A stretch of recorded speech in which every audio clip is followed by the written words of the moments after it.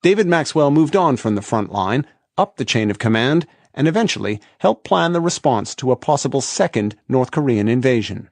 They have a 1.1 million man active duty army. About 70 to 80% of the forces are forward deployed between Pyongyang and the DMZ. I just want to linger on this 1.1 million number. Is that a big army? With their reserve forces of some 6 million, I think they're the fourth largest army in the world.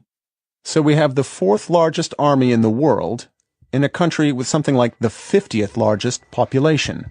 That surely tells you something.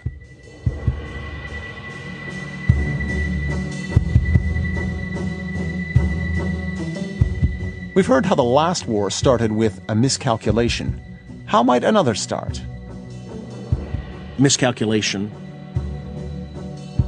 The worst path to war will be miscalculation by Kim Jong-un. Kim Jong-un is the current North Korean leader, grandson of the man who started the First Korean War. The scenarios that could lead to war is when Kim Jong-un believes he is threatened. And this can be an external threat by a preemptive strike from the United States, by a miscalculation of alliance military moves where he thinks the regime is subject to extreme threat. Let's look at why the U.S. might attack. North Korea's missile program has changed dramatically under Kim Jong-un. Recent headlines have focused on the effort to make missiles fly further, but there's another element. It's also thought that some of the growing number of tests, 13 so far this year, are training exercises. So not just testing if missiles work, but preparing soldiers to use them. All this increases the chance of what David Maxwell calls an American preemptive strike. And if Kim Jong-un believes that one is coming, he may order his commanders to start a war. So if I'm a North Korean commander, I will unleash the firepower of my artillery and inflict as much death and destruction on the South as I can. And in the first hours, there will literally be hundreds of thousands of artillery rounds and rockets fired to the South, and many of them into Seoul. How long does it take a shell to get from North Korea to Seoul? Well, not very long. We're talking less than minutes.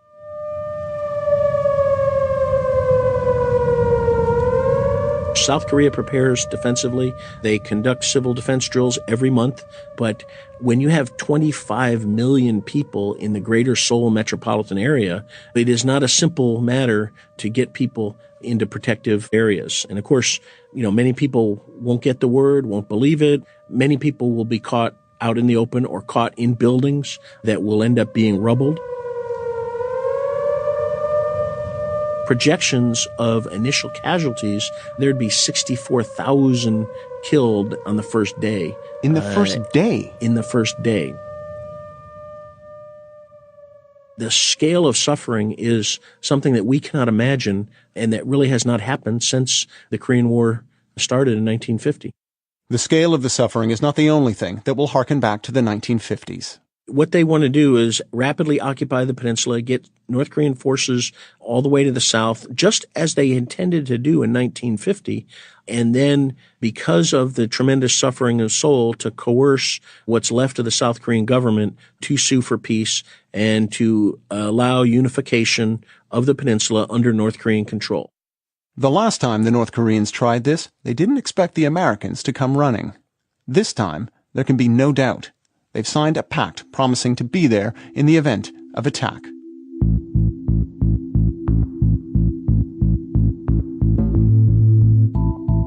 Part 3. The Cavalry. So here we are 48 hours into the conflict. Our next expert witness picks up the story. We will be desperate to make sure that the North Koreans cannot take Seoul. He's Dr. Bruce Bechtold, a professor at Angelo State University in Texas and, formerly, the Pentagon's top Northeast Asia analyst. I don't think our pilots are going to be getting a whole lot of sleep during the first week or so of this conflict. Our task will be to use air power to hold those guys off as much as we can until we can get heavier stuff in there. The pilots will be busy bombing North Korean forces as the rest of the American war machine cranks up.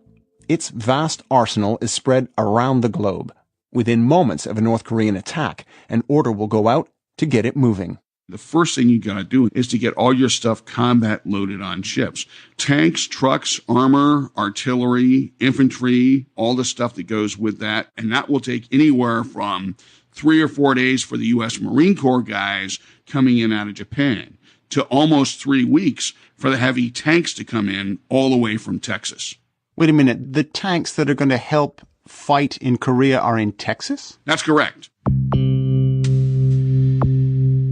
Heavy air, heavy artillery, heavy tanks. That stuff is located all over the United States, and some of it's in Europe. That stuff takes time, up to 3 weeks to get over there. Bruce Bechtel says 3 weeks into the war will be a decisive moment. The North Koreans have about 2 to 3 weeks of stocks, ammunition, food, fuel, etc., to fight a war. That's all they got. So their war plan has to include accomplishing all of the goals that they have within that short time frame, because after that, they're living off the land. Imagine 1 million North Korean soldiers scavenging for food. And then imagine the bitter North Korean winter when nothing grows. So 3 weeks into this war, the North Koreans are starting to run out of everything, just as the South Koreans are starting to get all that American help. These forces you've described coming from Texas, Europe, points all around the globe are converging on South Korea now to engage with the North Koreans. Where do they go? Where do you point them? Well, after several weeks, if things have gone good for the North Koreans, then what comes to the fight is pushing them back with our ground forces literally up the peninsula. And that's going to be a big chore. And let me tell you why. If you just look at the sheer numbers, it becomes kind of daunting. The North Korean army is 11 times bigger than it was in the last Korean War. This is going to be a big task. But he has no doubt who'd prevail. As the war starts to go bad for them, most units will start to collapse. Their command and control will start to collapse. Their unit cohesiveness will start to collapse, etc. Once their army starts to collapse, it's going to be a very, very rapid de-escalation of conflict. And he says that's when things could go nuclear. When Kim Jong-un and that 5,000 to 7,000 guys that are in his elite know they have to leave North Korea or they'll be on meat hooks in a few weeks, right? Just like Mussolini. When they know that, then what reason do they have not to use the nukes and take out several 100,000 Americans with them? And that's the most likely scenario for them using the missile like we saw them test a couple weeks ago. Nuclear weapons are a wild card in all this, but Bruce Bechtel says even a conventional war with North Korea would be unprecedented. We will see a horrible loss of human life. Let me give you the numbers. Probably 300 to 400,000 in the first week, civilian and military. Probably over 2 million by the time 3 weeks is up.